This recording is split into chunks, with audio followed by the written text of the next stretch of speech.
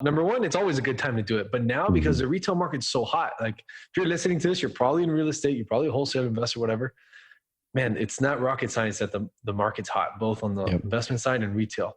Why not just add one component to either side, whether you're an agent or investor? I mean, it's going to take a little bit of work up front. You might have to do a couple interviews, have a couple cups of coffee with different agents or investors. But once you find that right person or two, it can really take your game to the next level with very little work, by the way. Because it doesn't mean, just because you add the retail side, doesn't mean you have to do it. So I think that's a big thing that might scare people. Like, I don't want to be an agent and list properties. That's fine. We'll just find an agent that is willing to handle your leads and go on appointments and list properties for you.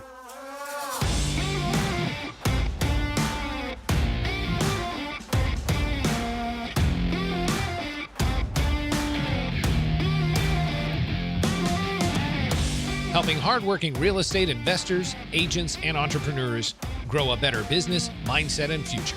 This is the Carrot Cast podcast. Now here's your host, Trevor Mock. What's up, y'all? Coming back at you with another episode of the Carrot Cast, and I'm bringing on some returning guests on here. As you guys have noticed, we've got some people who have been on the Carrot Cast before and are coming back. Aaron Amuchastegui, one of my friends and an amazing foreclosure expert, was on a recent one. And now today I've got a returning with me again, who I'll reintroduce you guys to. And you guys will link up in the show notes the previous episode that we had a chance to do with Raul. But Mr. Raul Bolufe out of Florida, man. Appreciate you hopping on and come back on the Carrot Cast. Thank you for having me, man. The repeat guest, man. I feel like those episodes are can be very enlightening because you see, like, I think the last time we spoke was maybe a year ago or so, or I think even more than a year ago. It might have been. It might have been longer than a year ago, dude. And I'm with you. That's why it's so much fun doing these ones, because you get to see, here's what they had talked about planning moving forward. How did that plan work out? And then also, what are they doing to adjust? So I love it, man. And I'm pumped to hop on with you. Let's do this. So we are going to link up the previous episode in the show notes where they can get your entire story. You know, we are in that first episode, we dove into your entire story, but kind of refresh people at the really high level, kind of the 60-second, 2-minute version. Who are you? What do you do in real estate? Because I know you're on the retail and the wholesale side of it. What do you do in real estate? And what's your business look like today? Awesome, man. So yeah, my name is Raul Bolufe, like he mentioned, and he got the last name right. Okay. First take. That's right. But first take. So basically we do real estate wholesale. That is our primary business. For the past 2 years, we have been trying to master syncing our real estate wholesale with a real estate brokerage, basically turning our leads from the investment side into listings. So that has been active. So basically real estate wholesale, I own the real estate brokerage. I got a couple rentals, and we're doing now some like seller finance type deals. And that's pretty much it. Besides that, I am now a aspiring DJ on the side. Sweet, dude. I love it. Yeah, that's a little hobby. But so if you follow me on Instagram, you'll see like little parties and stuff I do. But besides that, that's what we do in real estate. Dude, so I want to talk about the DJing part really quick before we dive into real estate stuff. So this is something I'm always really passionate about, is having entrepreneurs use businesses in a way to where it can fuel their passion. Like whether the business itself has anything to do with their passion or not. Ideally, we want to set up our business so it's like this thing says, you know, it gives you a complete control of your time. And so it sounds like you're passionate about DJing, dude. So let me ask you a good hard question. Why aren't you doing that full time versus real estate? Oh, that's a really good question. It's funny. Like I was just changing my bio on my website, and I was like, I put there, like, if I could like lock myself in a room and play for a whole day, I would. That's a good question. I never thought about it. I think it's the skills. Number one, I have to like accumulate a little bit more skills to actually like make some kind of a living. Cool. Doing it. But really, I still enjoy the real estate side, believe it or not. So I still have a pretty big passion for the business of real estate. But I think probably in the next 5 years, I'm really going to think about the second passion. Dude, yeah. And it's always an interesting thing, because I know I was wrestling. Like, we'll get into the real estate side, y'all, here. But this is cool, a cool topic. So years ago, man, I'm going to talk like 2008. I was doing some stuff with a publishing company, had some rental properties. And I remember I was at Gary Vee's very first ever paid speaking gig. You know, I knew Gary Vee as the wine guy at that time, and he hadn't written the book Crush It yet. It was something that was coming out soon. And I remember him talking about like, whatever your passion is, build a business around that. And if you like, or absolutely love purple beanie babies, like just sit in your mother's basement and blog about purple beanie babies all day or whatever. And you can eventually make a business out of it. So I want to toss this question your way, but I want to kind of say a realization that I had is, for years, I was like, man, I'm going to do what Gary Vee said, and I'm going to go do a business that is my passion. I loved golf at that time. I enjoy it now, but I really loved it then. And I'm like, I'm going to go be a golf vlogger, or I'm going to do whatever. Right. And for me, what I had realized for myself is, if I would have created a full-on business out of that, I probably would have resented that hobby. Yeah. And so instead I made the flip to say, how can I create a business that gives me more energy than it takes, that has mission and purpose, that I really enjoy doing the craft, and I feel like I'm making an impact, right? But also it does earn a great income, so I can then fuel my passions. I can spend more time doing my passions while business supports me. So I want to throw that your way. Kind of where are you in that mindset? And it doesn't matter to me where it is. I think your take is interesting. Are you, hey, you know what? I'm always going to have a business that is real estate or whatever it is, and then my passion will be over here? Or do you ever want to start a business that is your passion? That's a really good point. I feel like a lot of us who start businesses always want to try to make every little thing and make a dollar on it. Yep. One of my mentors, he said, hey, sometimes it's not good to mix your hobbies with business. It kind of takes away a little bit of the flame from it. Yep. So I feel like that's how I'm feeling. Cool. I like the real estate business for money making, for growth. It fulfills me in a different aspect of my life. And then I feel like this hobby fulfills me in like a creative aspect. So I like the fact that I can be as creative as I can without needing to make a dollar. Does that make sense? Yeah, it does, man. That's kind of how I feel about it, but that's an awesome question. I love it. So guys and gals, take that last little 5-minute segue. I think it was a really cool one. And if you guys are wrestling with that, if you're wrestling with, hey, I heard Gary Vee speak one time and I love him to death, and he said to go sit in my mom's basement and blog about purple beanie babies if that's what I'm passionate about. Yeah. Do you have to start a business that is your passion to be insanely fired up about it? The answer is no, but your business should fuel your passions and enable you to do that. So, dude, I want to shift gears now. So before we hit record, we were talking about that you've been really focusing in a big way the last 2 years on kind of melding your retail brokerage with the wholesale side of things. And that's been something that I've been talking a lot about the last 2 to 3 years, how I see not just the future, but the today now is that you're either an investor and an agent, or an agent investor, whatever it is your first, or you're highly collaborating with one of the two. In previous years, you'd hear, and even now, but less so now, you'd hear tons of agents saying the investors are doing illegal stuff or whatever, especially wholesalers, right? When it's not accurate 99.99% of the time. They were told by somebody else who doesn't know what they're doing because it competes against an agent. Then you'd hear every real estate investor saying, I can't find an investor friendly agent. They're like, none of them will work with me.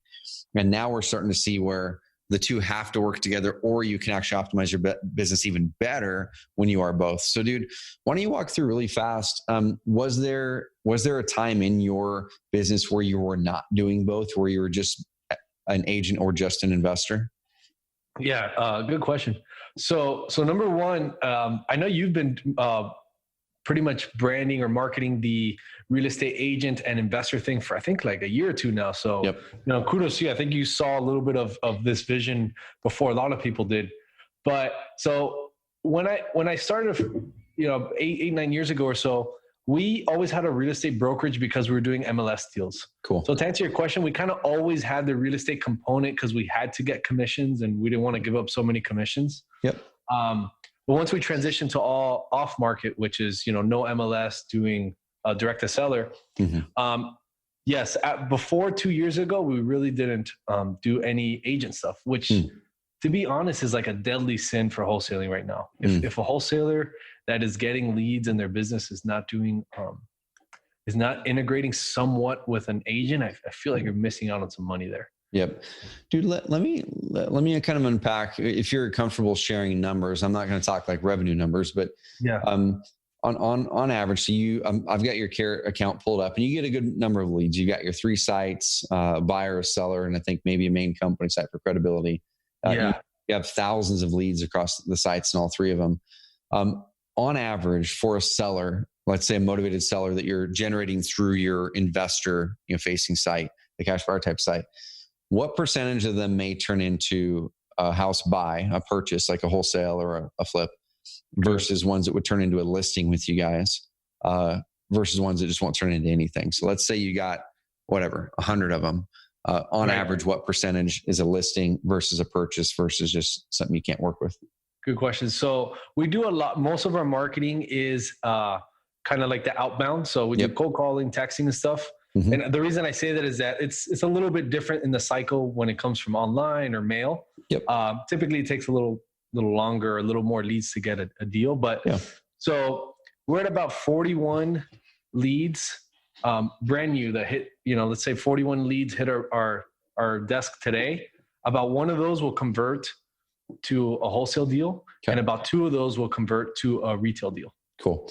So essentially, I'm not great with math here, but like 2/3 or a 75% or something like that. Yeah, something like that. So 2/3 of your transactions are on the retail side right now. Yes, so for every investor listening to this, and this is what I've been saying for a while, every investor listening to this, I'm making this up, but let's say you get 10 deals as an investor and you're pumped up about it, right? You missed 20 deals as an agent on the retail side that may not pay you as much on the average transaction. We'll kind of dig into that with you here if you're cool with that. Yeah. But it would have for sure liquidated all of your marketing costs and had a good hunk of money left over for profits, right? In a big way. I'm so passionate about. I'm so glad you're asking this. I'm passionate about it because, and you talk to so many investors and agents on your podcast and throughout your network.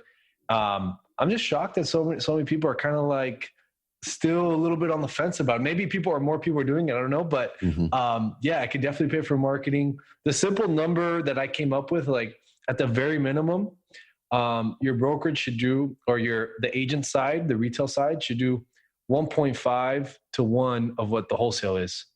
So that's the number I came up through our business. And then on the high side is 2 to 1. So if your wholesale business does 5 deals, the brokerage should do 10. On the low side, if it does 5, it should do like 7.5. Gotcha. Dude, as far as the average like deal size for you, profit size for you, is there a big difference between what your average listing? Of course, right now the retail market's crazy, so I'm sure your guys' commissions are really strong. But is there a big difference between your average retail commission versus an average profit on the buy side? Most definitely.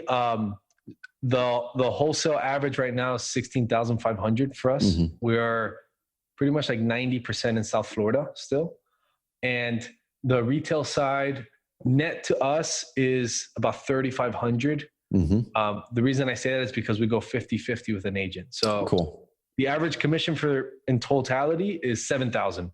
Okay. Dude, I love it. So what I want people to do, especially the investors, I'm focused on investors now. I want to flip it to agents here in a little bit, but especially the investors, just add those numbers up. And I think a lot of investors, the reasons that I will hear from people why they don't get their license is, number one, they don't want to take the test and all that goes with that. So I think that's kind of being lazy. Yeah. But number two, also, and this is a legit thing, that as soon as you take the license, now you're bound to a higher standard. I mean, you're bound to a higher standard once you get your license. Have you found anything, Raul, where having your license has been a hindrance ever as an investor, or has always been a benefit for you guys? Well, here's the thing. I actually don't even have my license. Okay, cool. I never have. I'm not saying I never will. I just, for some reason, never played out that way. Yep. But yes, if you are a wholesaler and you're thinking about getting a license, it's exactly what Trevor said. You are going to be held to a higher standard. The way I did, I could share it with you guys if you'd like to. The way I did it was, so I don't know if it's a loophole or just the way it is. You can own a brokerage either if you don't have a license or if you're a real estate broker. Okay. So I just chose not have a license route.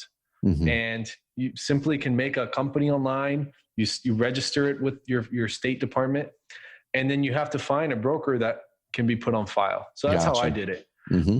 And, it's kind of preference if you want to do it that way or become a broker or do it a different way. Mm-hmm. However, that way, I don't really have to be held to that higher standard, even though we practice as high standard as we can. Mm-hmm. But there's not as much liability for yourself. Yep. Dude, it makes a lot of sense. So you're in Florida, and once again, everyone should look at their own guidelines and their own laws. Might be completely different in California or Texas. So look at that stuff. And especially if you're a real estate agent listening to this, you might be going, well, how is he then able to get a commission? And he himself is not an agent. Well, the thing that Raul just described there is he owns the company that is the brokerage.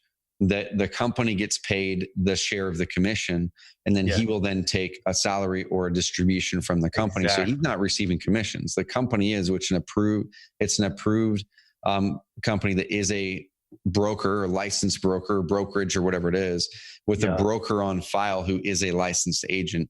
And I'm sure, like, with that, I guess let me ask you this question: with that person on file, how are they compensated? Or do they get a cut of each deal in exchange for having their license on file as a broker of record? That's an awesome one. So yeah, it's all negotiable basically. Mm-hmm. So I have a special. It's a family member who ends up being my broker on record. So we pay him some distributions throughout the year. How I've seen other people do it, or how I've helped other people set it up, is pay them like $150 a deal. Yep. Something like a flat fee. Or pay them like a small percentage, or pay them a profit distribution at the end of the quarter, year, month. Yeah, that's a way that that's pretty much all negotiable, right? Maybe you don't have to pay him anything, and maybe that broker is he buys deals off of you, or maybe he does the listings for you. Gotcha. It's kind of like the sky becomes the limit. But yeah, I would say set up a small flat fee depending on your volume, or set up some kind of profit distribution on a monthly, quarterly, or annually basis. I think would be the top way. Dude, I love this. So we've been talking about the hybrid model a lot, right? Like you had mentioned, that the hybrid agent investor. And there's a couple of reasons why it's so important. I want to highlight some of the things that Raul said, and we'll kind of dig into some of it a little bit more. Is number one, you're working your butt off as an agent or your butt off as an investor to help serve sellers and buyers, right? And so let's say as an investor, your primary market that you're serving at first is the sellers that are in need, the sellers who don't want to go the traditional route. They don't or can't list it on the market themselves because of the time frame, or because it needs too many repairs, or they just flat out just don't want to list it on the traditional market for a number of reasons. And so if you're an agent, and I've said this a million times, I'll say it again, but if you're an agent and you have a lead that comes to you in that way, most of the time the agent is able to serve them. So I think an agent sitting there on this quote unquote higher moral ground that a lot of them try to sit on, that they're above morally investors, which I think is just the most silly thing in the world. The reason that a lot of them say that is because, well, why would a seller ever want to sell a house for less than it's worth? Why would a seller ever want to sell it for 10, 20, 30, 40% less than it's worth? And so that's where then they say, well, they must be taking advantage. That's not the case. They're delivering a different service than you are, trying to solve different problems. And so if you have, let's say, a third of your leads, so 1/3 of those leads are house buys that Raul has, 2/3 go through the retail side. If you take those same ratios and assume you as an agent, a third or maybe even a quarter of those leads could be a good prospect for a direct sell. And you're shoving them. Let's even go 10%. Let's say 10% of your leads could be a prospect for a direct sell, and you can't serve them. You're essentially casting them out in the streets, not being able to serve them. Yeah, and so if you're an investor, let's go back the other way. 2/3 of your leads that come through, you're not serving them at all. And so you're casting them back out to the streets. Guys, those numbers, number one, don't work out for you as a business as well. But also number two, you're just serving the market in a better way. Like you're giving investors a better name. You're giving agents a better name to truly solve problems. And you're rewarded in a financial way as a result, which is really cool. Yeah, it's legitimately like a disservice if you don't do it. I mean, if you team up with a good agent, or you are a good agent yourself, why not be you? You know, I mean, you already spoke to them. You generated the lead on the marketing side. You spent the dollars. You build rapport, which takes forever, right? You know, people always talk about, man, I build rapport for 30 minutes and then I figured out they want retail, or, they told me they want to sell it, but when I went there, the kitchen's granite and it's and that takes time and energy and money and attention. And it can be frustrating when you get there and then it's like, it's not a wholesale deal. But if you're connected to an agent, why not be you guys? You know, that was kind of like the thought that kept coming up, like, why not us? Why not us? until I'm like, I got so pissed off. I'm like, all right, let's go and let's build this thing. Dude, I love it. So if you're cool with it, I'd love to kind of dig into some of the mechanics of how a transaction works. And then I know earlier you mentioned some of the strategies for helping sellers, especially right now, or even buyers with owner finance, things like that. So I want to unpack that, because I think that's going to get even bigger in the next year to 2 years, is being creative with your acquisition and your financing terms. Right. So, right now, Raul, are you marketing to retail sellers? Are you marketing to retail sellers right now, like with the traditional home value thing, and then you're going after them, or are you just marketing to the more distressed, motivated type of seller? Yeah, so we're just marketing, basically like running a wholesale business as usual. So we're just doing wholesale marketing. So trying to find the motivated lists, those pre-foreclosures, all those lists, tax defaults, high equity, and we're just marketing to all of them, right? So since we do quite a bit of marketing, it's just like a broad list. So I feel there's quite a bit of retail in there. But our goal is to wholesale first. So we just market towards wholesale. Yep. Cool. I like it. So that's a clear distinction right there. Because when I talked with a lot of agents, that's one thing, that if you're an agent and you want to really serve that greater, that other side of the segment, you have to change some of your marketing. And a lot of agents want sellers, right? They're like, sellers are the best. And one of the best ways to get pure sellers is by, the sell your house fast type of crowd, by doing broad marketing. And then once you've identified that seller who wants to sell, now you determine, okay, which route do we take him? So let's say you're on the phone with the seller, you have a chance to meet them. How are you approaching that conversation, that discussion? Are you approaching it as the investor, or are you approaching it as the agent? Kind of how does that come up on the different types of ways that you can serve them? Yeah. And I think that is so key, because and I'll get into exactly what we say on our script and how we set the stage for that. Cool. But I think it's so important for you listening, if you actually want to do this, to come up with your own system, because it does not work if you do everything as an investor and at the end say, oh, by the way, I also have an agent. It feels a little bit, although you probably mean well, it just feels a little bit like you're trying to, I don't know, do something sketchy with them. So the way we do it is, when the lead comes in and we determine that it's a lead, our salesperson will get on the phone and say something like, hey, I want to go through 5 to 7 minutes to see if we can get you an offer here. And if for some reason an offer doesn't work, we have a team of agents that can help you get top dollar on the market if we're not a good fit. Does that make sense? Something like that.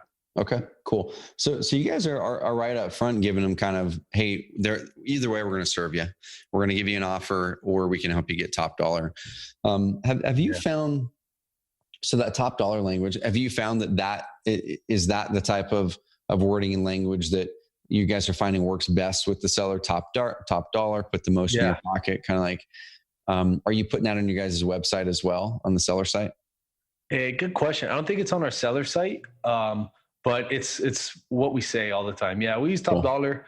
We'll say we have a team of agents that can give you top dollar, or we try not to use the word realtor or broker too much. And it's not that we're trying to deceive anybody. It's just kind of like a marketing thing. The top dollar thing works, or we have a team of agents that can help you get the most out of your property on the market, or we have a team of agents that can guide you on putting your property on the market. Cool. Or, you can play with it, right? We have a team of agents that can give you a free quote on how much you can get on the market, things like this. Gotcha. Cool. So let's say you say that there, you guys make an offer, and let's just say that the offer was lower than they were hoping to get. They're not as motivated. They don't need to sell right away. And so they can wait to get top dollar. At that point now, do you make like a direct recommendation over the agent? Is it a kind of a hot transfer, or how does that I love that. This is probably where we're a little bit different than most. So kind of what we'll do is,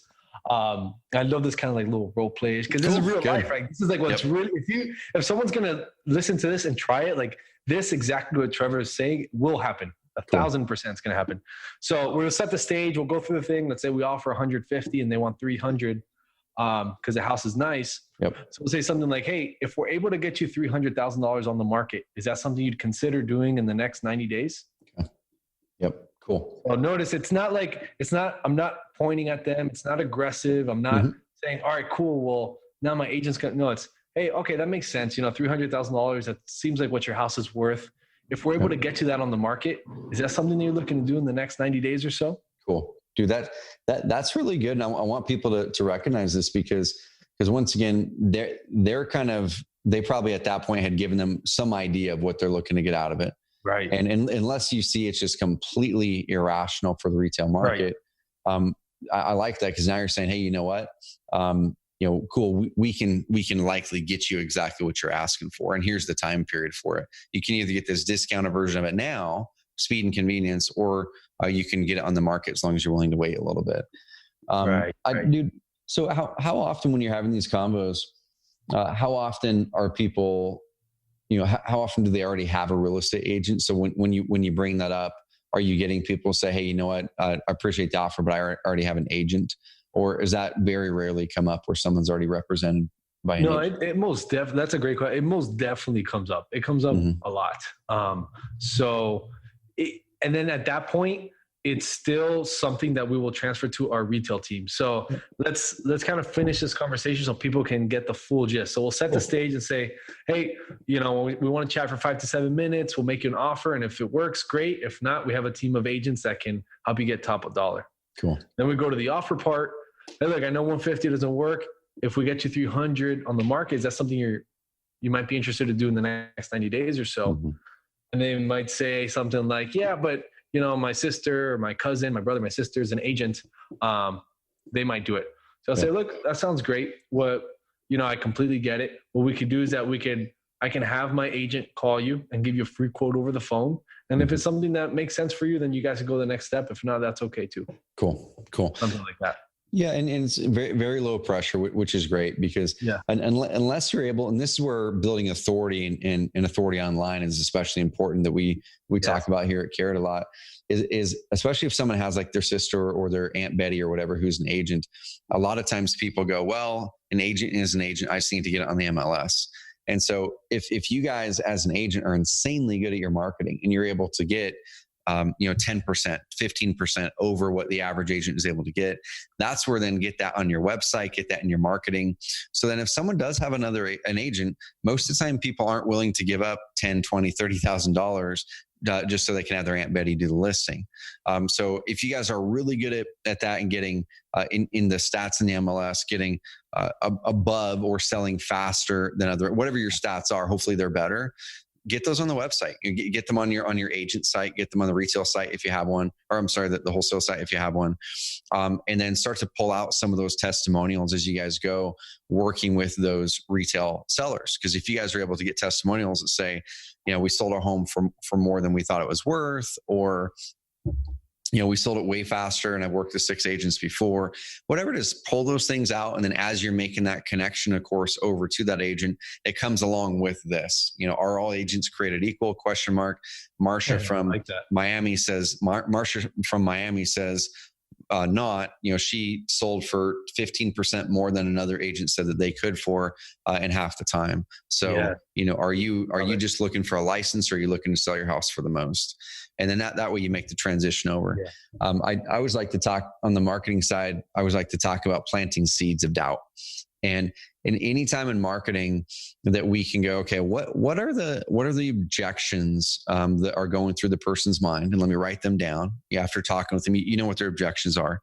And I go, okay, cool. What other options are they looking at, or what option are they currently moving forward on? And I've got to be confident in my service. I have to know it well, of course. I have to really be delivering an amazing service. Otherwise, it's unethical. If you're truly delivering an amazing service and superior service, what you need to do is look at the other options they're looking at and plant seeds of doubt without actually talking about the other service badly. Because you don't have to. So as an example, using that example there, hey, awesome. I'm sure your Aunt Betty's amazing, and you should definitely work with her. One thing really fast, and this is just coming off the top of my head, so this might not be great copy, right? So bear with me here. But I'm sure Betty's amazing. One thing we worked with the seller last week, and they also had a friend who was a real estate agent who gave them what they thought they could sell it for. And it was actually about 10% under what the current market is, just because, their experience and their marketing, program that goes with this. Yeah. And so I just want to make sure you're looking out for that you're not working with your Aunt Betty and losing $10,000 in the process. So if there's anything, if you want us to look at it too, just let us know. So what you just did was Aunt Betty may be the best person ever, right? But we planted a seed of doubt going, oh shoot, maybe I should look at this other company just to see what they would do.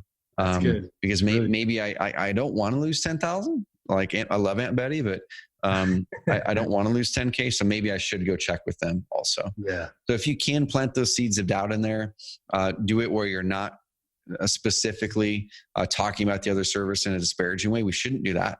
Like we should always promote how great our solution is, and then ask a question that makes them come to their own conclusion that makes them doubtful about their current path. Yeah. You did it with like value, which I love. Yeah. You basically added a statement that it didn't take away from Aunt Betty. It didn't make Aunt Betty look bad. It was just a statement like, hey, this happened. We were 10% higher than Aunt Betty's quote, or what Aunt Betty thought the house was worth, or what this other person was. Yeah. And we ended up getting them more. I'm not saying that's the case for you, but I would think about that. I think that's amazing. That's awesome. And you're using in a real example, right? Because you're not saying, hey, I think we can make a better offer than Aunt Betty, or we can get it higher. It's here's this thing that happened to somebody else, and just want to make sure that it doesn't happen to you too. Yeah. So dude, awesome. So you go through that, they'll go on a listing, or you'll make the purchase. Is there anything special that you guys are doing with those sellers who are going the retail route? Are you guys also trying to build up a buyer's list over there? Are you guys trying to like really farm that and nurture that? Or is it straight up get it on the MLS now, get it sold, and now let's go get more sellers? Yeah, that's our strategy. And actually last week I met with somebody. No, it wasn't last week. Sorry. It was like last month. I met with somebody from Keller Williams just to kind of talk shop a little bit. And he mentioned, he's like, man, with all those listings that you guys are getting, you'd be able to get so many buyer sales. Like if you had a buyer's agent focusing on that. And I was like, tell me more. And basically, to answer your question, I don't have any buyer system or buyer sales right now. Cool. It's something we'd probably be working on soon. But yeah, that's our model. Just kind of, we have 2 listing agents, and we give them the leads, and they go on listings, they list them, put them on the MLS, show them, do that. And their job is just to get as many listings as possible. We even have somebody in our company like handle all the transaction side for them. So they don't even have to handle the closings too much. Cool. Dude, so here's a few key things that we've unpacked here. And so if you're, I'm going to go from the investor side and then the agent side. If you're an investor and you're listening to this going, how do I go hybrid? How do I serve my sellers better? How do I make sure that I'm plugging this leaky bucket in my business? Especially as the market shifts more and more, you need to make sure that you're not throwing away a bunch of leads. So number one, Raul laid a path where you can get your license. And we have a lot of our clients saying that they're getting that, or he's laid a path where you can start your own brokerage depending on your state's guidelines. So check those out first. And you can bring on an agent who you trust, who can be that broker of record on there.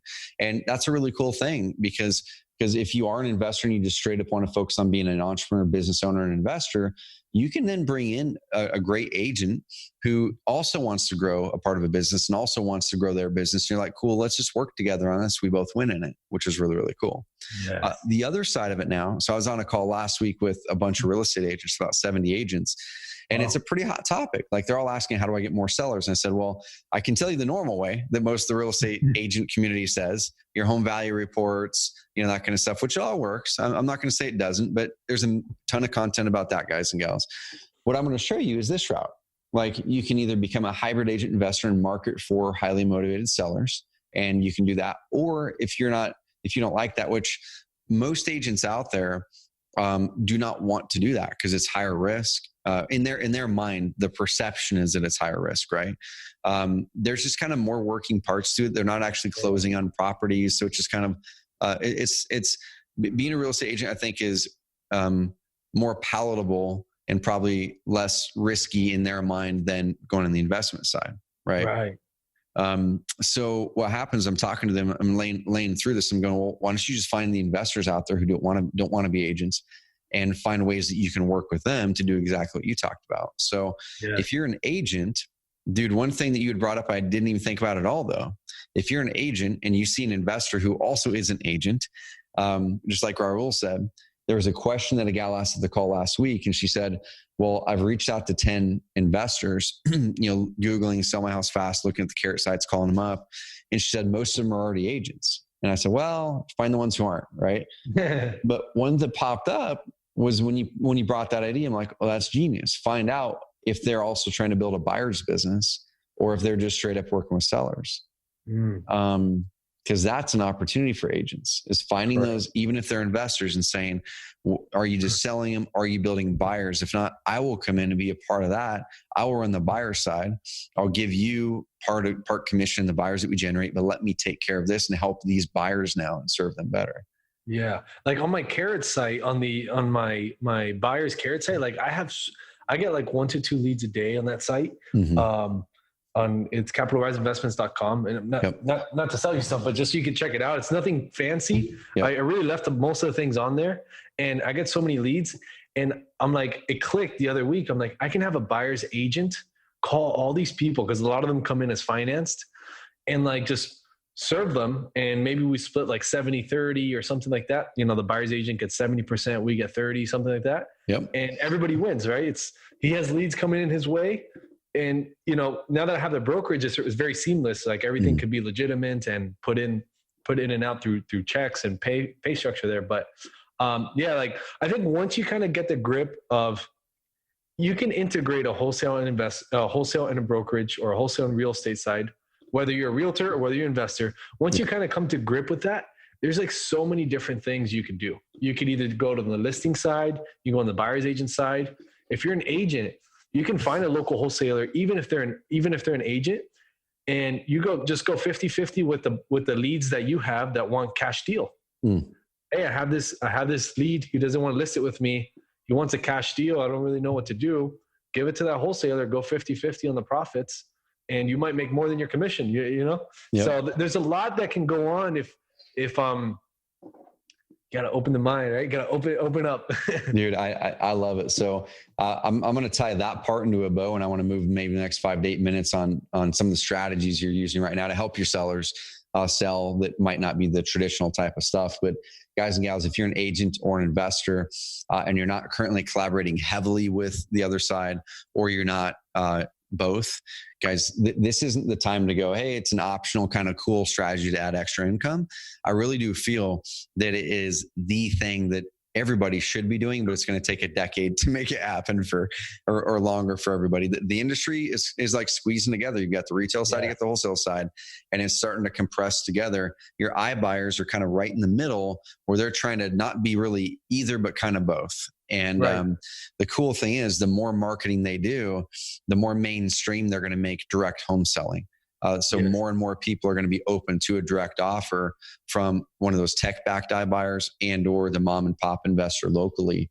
And if you can then align with the licensed agent side of it, you're just able to serve those sellers so much better, which is cool. Yeah. No, look, I mean, me and Trevor really we're not selling anything here, but really like now's a good time to do it. Number one, it's always a good time to do it, but now because the retail market's so hot, like if you're listening to this, you're probably in real estate, you're probably a wholesale investor, whatever. Man, it's not rocket science that the market's hot, both on the investment side and retail. Why not just add one component to either side, whether you're an agent or investor? I mean, it's going to take a little bit of work up front. You might have to do a couple interviews, have a couple cups of coffee with different agents or investors. But once you find that right person or two, it can really take your game to the next level with very little work, by the way. Because it doesn't mean, just because you add the retail side, doesn't mean you have to do it. So I think that's a big thing that might scare people. Like, I don't want to be an agent and list properties. That's fine. We'll just find an agent that is willing to handle your leads and go on appointments and list properties for you. Dude, and there's going to be a ton of them coming up here this next year, because lately, the last year or two with the rising market, especially this last 6 months or the last 4 or 5 months, anytime something's doing amazing, you have a lot of people who want to dive into that. And what I fear and what will happen is when the market starts to get harder, or not if, but when, and we'll see what it's going to look like. I don't see it being like the 2007-8 where it drops off a cliff. There's just so many fundamental things that are better fundamentally in the economy and in the real estate market than there were then. But there will be a correction. Right now, I was talking to Aaron, my buddy. he has seen this all over the place where a year ago, he would try to sell one of his rental properties, like trying to sell it for $120 down in Texas, and he couldn't sell it for that price. Today, he's selling it for $150, and there's like 6 above asking price offers. And he's saying that there fundamentally is an inflation in price right now because of so many things. So right now is an amazing time to sell. Now, here's where I'm going with that is in a year, 2 years, 3 years, whatever it is, there's gonna be a lot of agents and investors too who didn't figure out how to do the model. There's gonna be a lot of agents who aren't able to get the listings that they were before, or there's not as many buyers maybe as that they had before. And they're gonna want to plug in and still do the business. And so you as an investor, I think there's gonna be a lot of really amazing people out there that have their license who just want to plug into a machine to still do business. And so go network, find those people. And as the market does start to adjust a little bit and listings and selling houses gets a little bit harder and the time on market gets a little bit longer, start to talk to those people and say, hey, I've still got this flow of leads coming. I'd love for you to be a part of this. And you're going to be able to find, I think, some really good quality people. Yeah, for sure. The markets are going to change, man. I mean, even if it's not how anyone thinks, it's just the way it is. The markets go up, they go down, prices go up, prices go down. They're going to change. Let's assume that this probably will never happen, but let's assume prices keep going up forever. They never go down. There's probably like a nth% chance. It's still beneficial to do both, right? Let's say the prices go way down. It's still beneficial to do both, right? So I feel like this can be kind of like a win-win no matter what. And that's why I love that you ask. I love that you've been making podcasts and interviewing people that are integrating the two. I even think I bought one of the programs you did that you had a bunch of people go on and it was like a webinar type thing. The Market Leader Summit. Yeah. The Market Leader Summit. Yeah. That was awesome. I learned a ton there. That was when I was really ramping it up. So I think it's big, guys, for sure. Well, dude, in the last couple minutes here, so before we hit record, we had talked about some of the strategies that you're using with your sellers to help some of those more unique situations. Let's kind of talk about some of that, some of the more creative type of finance deals that you're working with people. And are you seeing any of those types of creative opportunities going to be getting bigger over the next year or two? Oof. I wish I was like a huge expert on this field, but I think so. I just feel like right now as we speak, the higher prices go. And as an investor, if you want to keep up and you want to buy rentals or stuff, you're going to have to find a way to pay higher prices. So if you've kind of studied a little bit of creative finance, you know that there's ways that you can pay high prices and still cash flow if you get good terms. So those were the kind of things I was trying to figure out. That's on like the buyer side if you're an investor. On the seller side, when these pre-foreclosures started rising, it just is what it is, right? All these mortgages and stuff, you can read a couple articles, but once these things started rising, there's going to be pre-foreclosures.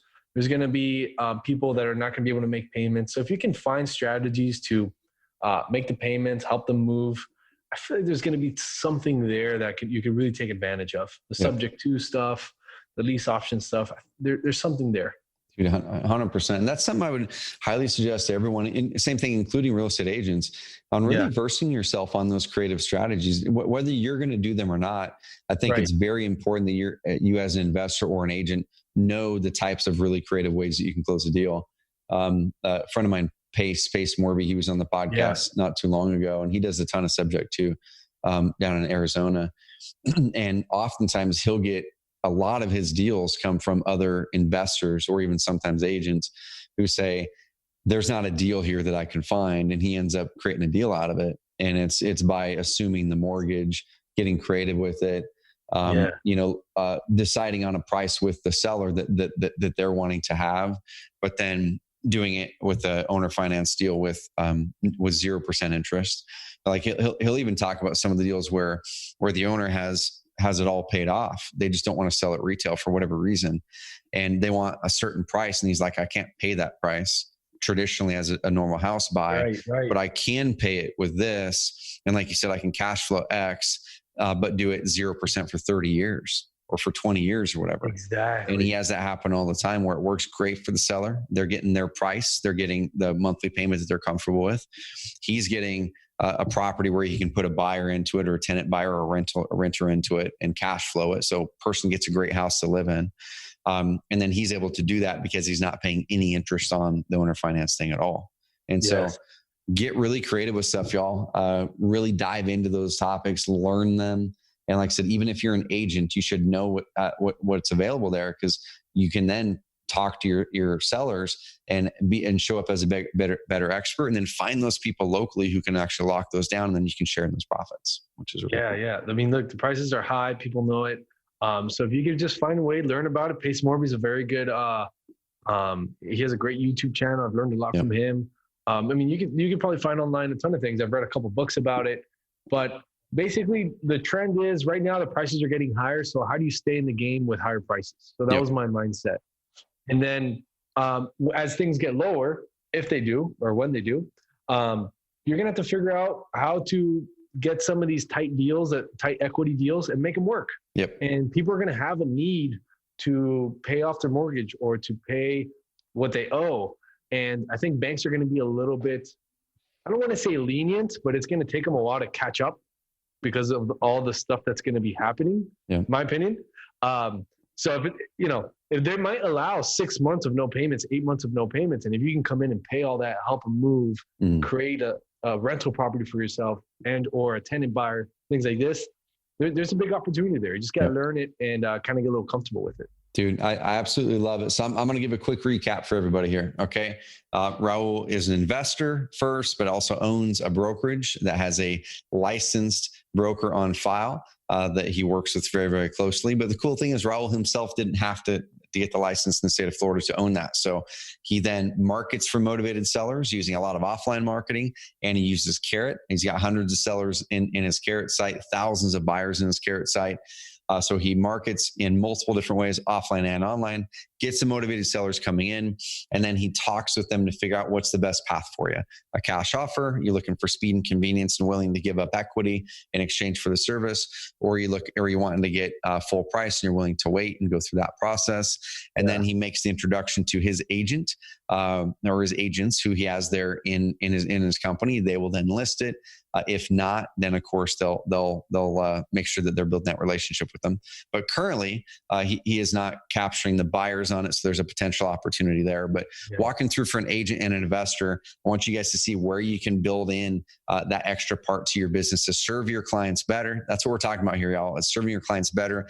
And the amazing side benefit of it is you're able to add a lot more revenue to your business. 1/3 of his leads or of his deals that happen are a house purchase. 2/3 are a listing, and his average profit per deal on the house purchase side was about like the full commission, not just the half, but the full commission was about half to 1/3 of the average profit per deal on the investor side. So you guys add those numbers up.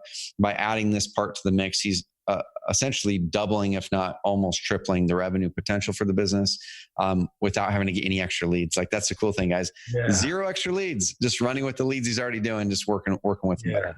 I love that. And zero extra marketing strategy. And, there's not much else, right? Like we're running the wholesale business and we're just clicking a couple buttons to leads and having the agents do their thing. And everyone's happy if it runs well. I mean, it's got its challenges. It's not a beautiful butterfly every step of the day, but for the most part, it can be pretty simple. You got the agents doing their thing, you got the wholesale marketing doing its thing, and that's pretty much it. I love it. Well, dude, Raul, I appreciate you hopping on with me again to kind of give a recap on where you've been, and it was cool diving in deep on the hybrid stuff and on what you're doing. So, guys, where can people follow you, Raul? Where can they check out your DJing skills? Where can they follow you? All right. So you could catch me on Instagram, Raul Bolufe, or on my website, raulbolufe.com. And there I have my Instagram, and you'll have some of my podcasts there as well. Pretty much there, man. Instagram, Raul Bolufe. Also on Facebook, Raul Bolufe. I'm out there. Yep. And if you're ever in South Florida, you can holler at your boy. I love it. I love it. Well, dude, I appreciate it big time. You guys can go check out his business. We'll link stuff up below. Been a Carrot member for years and years. And we appreciate you big time, buddy. Have an amazing rest of the week. And thanks for sharing with us. Thank you, bro. Thank you for having me on. Yep.